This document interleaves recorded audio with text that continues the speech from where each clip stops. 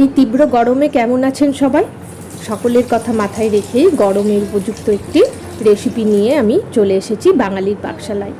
আপনাদের জানাই স্বাগত।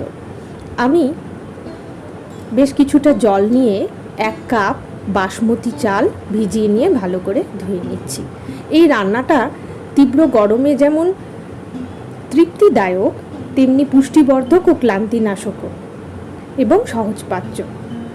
চাল ভালো করে ধুয়ে নিয়ে অল্প একটুক্ষণ ভিজিয়ে রেখে আমি শুকনো কড়াইয়ের মধ্যে এই চালটা দিয়ে দিলাম।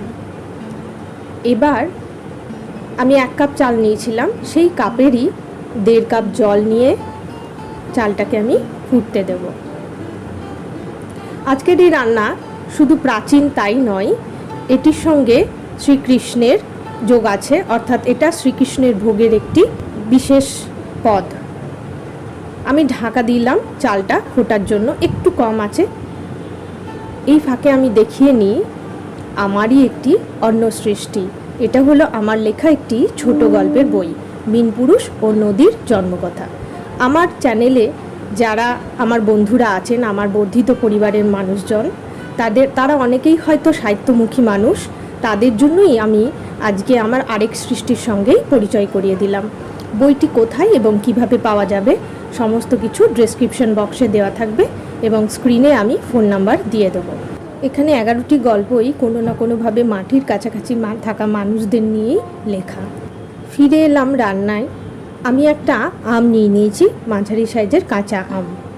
এবার আমি আমটার খোসাটা ছাড়িয়ে নেব।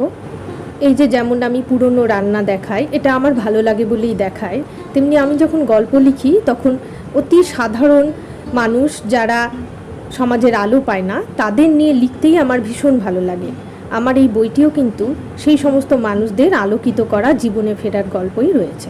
আমি আমটা কিন্তু কুড়িয়ে নিলাম, লম্বা লম্বা করে বেশ মিহি করে কুড়িয়ে নিয়েছি। এবার আমি দেখে নেব ভাতটা হয়েছে কিনা। খুব সুন্দর ঝরঝরে, দেখুন সুসিদ্ধ হয়েছে, গলে যায়নি অথচ ঝরঝরে রয়েছে। এবার এই চাল আমি নিয়ে একটা ছড়ানো পাত্রের মধ্যে দিয়ে দিলাম। বেশ সুন্দর করে ছড়িয়ে প্রথমে আমি ঠান্ডা করে নেব কিছুক্ষণ, এইভাবেই রেখে দেবো আমি। এবার একটা পাত্রের মধ্যে আমি যে কাপে চাল নিয়েছিলাম সেই কাপেরই 1.5 কাপ দই নিয়ে নিলাম। এবার দইটাকে সুন্দরভাবে ফেটিয়ে নেব। এর মধ্যে দিয়ে দিলাম 1 চামচ আদা কুচি আর 1 চামচ গোলমরিচের গুঁড়ো। গোলমরিচের গুঁড়ো কিন্তু আমি 1 ছোট চামচ দিয়েছি, আর আদা কুচি 1.5 ছোট চামচ। এবারে আমি যে আম কুড়িয়ে রেখেছিলাম সেটাও দইয়ের সঙ্গে দিয়ে দিলাম এবং খুব ভালো করে এবার সমস্ত মিশ্রণটা তৈরি করে নেব। সুন্দর করে মিশিয়ে নিলাম, একটা মসৃণ পেস্ট তৈরি করে নিলাম। এর মধ্যে একটু লবণ দিয়ে দিলাম, স্বাদ মতন লবণ আপনারা দেবেন। এবারে আমি যে ভাত করে রেখেছিলাম সেই ভাতের উপরে এই মিশ্রণটা এবারে ছড়িয়ে দেব সুন্দর করে। দইটা আপনারা যদি মনে হয় খুব ঘন হয়ে গেছে, একটু সামান্য জল মিশিয়ে নিলেও নিতে পারেন, তবে বেশি জল মেশাবেন না। পুরো কিন্তু ভাতের সাথে দইটা মেশাচ্ছি না, ওপর দেখছেন তো কিভাবে অল্প অল্প করে, এবং সবটা উপরে ছড়িয়ে দেওয়ার পরে আরও কিছুটা দই আমি উপর থেকে দিয়ে দিলাম। এবারে আমি কড়াইয়ের মধ্যে অল্প একটু এই 2 চামচ চা চামচ মতন ঘি নিয়ে ওর মধ্যে 1 টেবিল চামচ বিউলির ডাল ফোড়ন হিসাবে দিয়ে দিলাম।